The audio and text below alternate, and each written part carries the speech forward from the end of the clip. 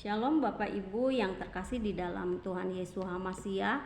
Pada kesempatan ini kita akan sama-sama belajar firman Tuhan dari kisah seorang nabinya Tuhan yang bernama Yunus.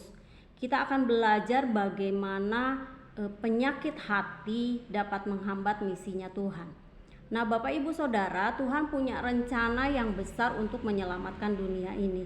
Namun seringkali masalahnya bukan terletak pada sulitnya orang lain untuk menerima Injil, tetapi pada hakikatnya semua itu tergantung kepada kondisi hati kita sendiri sebagai umat Tuhan, sebagai penginjil yang belum selaras dengan hatinya Tuhan. Nah, kisah Yunus adalah cerminan dari banyaknya orang percaya yang hatinya dipenuhi dengan ketidaktaatan, keegoisan, dan kebencian sehingga menghambat kehendak Tuhan itu terjadi di dalam kehidupan mereka. Nah, melalui firman Tuhan pada kesempatan ini kita akan belajar dari kesalahan Yunus agar kita tidak mengulangi hal yang sama. Nah, ada beberapa penyakit hati yang dapat menjadi pelajaran bagi kita semua pada hari ini. Yang pertama adalah ketidaktaatan. Nah, mari kita baca di dalam Yunus 1 ayat 1 sampai 3. Datanglah firman Yahweh kepada Yunus bin Amitai demikian. Bangunlah, pergilah ke Niniwe, kota yang besar itu, berserulah terhadap mereka, karena kejahatannya telah sampai kepadaku. Tetapi Yunus bersiap untuk melarikan diri ke Tarsis jauh dari hadapan Yahweh. Ia pergi ke Yafo dan mendapat di sana sebuah kapal yang akan berlayar ke Tarsis.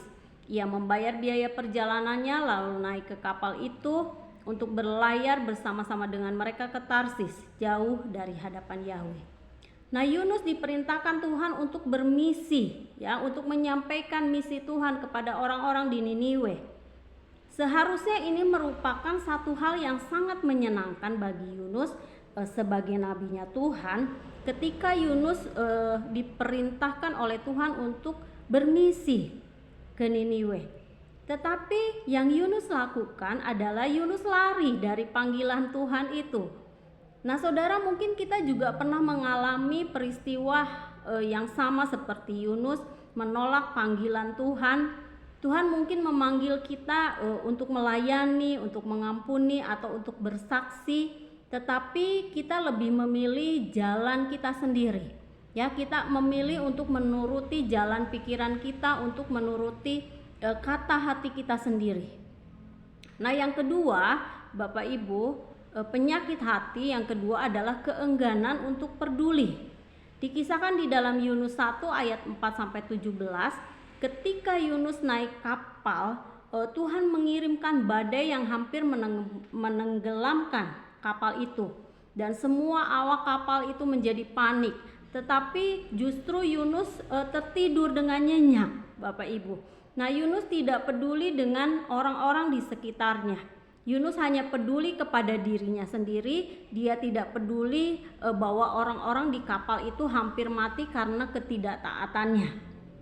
Nah, orang-orang kafir ini, ya, mereka awak kapal yang tidak mengenal Tuhan justru lebih takut akan Tuhan.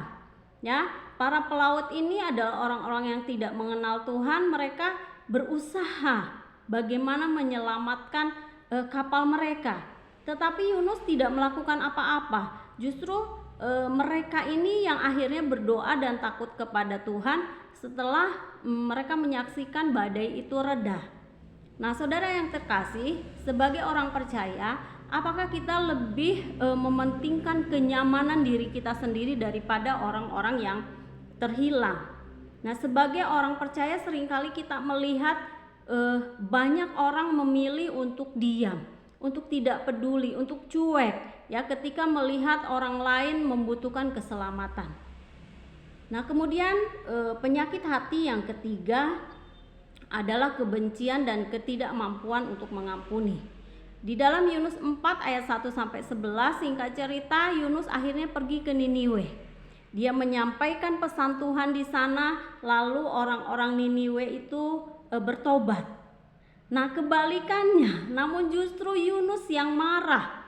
Ya, Bapak Ibu, Di Yunus 4 ayat 1 sampai 3 di sana dikatakan, tetapi hal itu sangat mengesalkan hati Yunus. Lalu marahlah ia dan berdoalah ia kepada Yahweh, katanya, ya Yahweh, bukankah telah kukatakan itu ketika aku masih di negeriku? Itu sebabnya aku dahulu melarikan diri ke Tarsis. Sebab aku tahu bahwa Engkau adalah Elohim pengasih dan penyayang, yang panjang sabar dan berlimpah kasih setia, serta yang menyesal karena malapetaka yang hendak Kau datangkan. Jadi sekarang ya Yahweh, cabutlah kiranya nyawaku, karena lebih baik aku mati daripada hidup. Nah, sekarang kita mengerti mengapa Yunus lari dari hadapan Tuhan. Mengapa dia tidak mau menjalankan misinya Tuhan? Karena Yunus membenci orang Niniwe, Bapak Ibu. Ya, Niniwe adalah ibu kota kerajaan Asyur, bangsa yang dikenal kejam, brutal, terutama terhadap bangsa Israel. Ya, Asyur sering menyerang, menindas, bahkan memperbudak bangsa Israel. Maka Yunus merasa mereka itu enggak pantas menerima belas kasihan daripada Tuhan. Yunus lebih memilih melihat bangsa Niniwe ini dihancurkan, ya, daripada melihat mereka bertobat. Ini adalah gambaran hati yang dipenuhi dengan satu kebencian. Yunus lebih suka melihat orang-orang yang ia benci dihukum daripada menerima keselamatan dari Tuhan. Nah, tetapi apa yang kemudian Tuhan lakukan kepada Yunus? Tuhan mengajar Yunus tentang belas kasihan, Bapak Ibu. Ya, Tuhan menumbuhkan satu pohon jarak untuk menaungi Yunus. Tetapi kemudian pohon itu layu. Nah, Yunus marah karena kehilangan kenyamanannya. Maka Tuhan menegur dia. Ya, di dalam Yunus 4 ayat 10 sampai 11 di sana dikatakan, engkau sayang kepada pohon jarak yang untuknya sedikit pun engkau tidak berjerih payah, dan yang tidak engkau tumbuhkan, yang tumbuh dalam satu malam dan binasa dalam satu malam. Nah, bagaimana tidak aku akan sayang kepada Niniwe, kota yang besar itu, yang penduduknya lebih dari 120.000 orang, yang semuanya tidak tahu membedakan tangan kanan dari tangan kiri, dengan ternaknya yang banyak. Nah, saudara, mungkin kita menyimpan kebencian terhadap seseorang.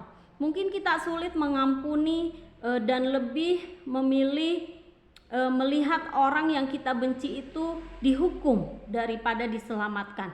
Nah, hari ini kita belajar dari Yunus bahwa penyakit hati seperti ketidaktaatan, keegoisan, kebencian itu dapat menghambat kita di dalam menjalankan misinya Tuhan.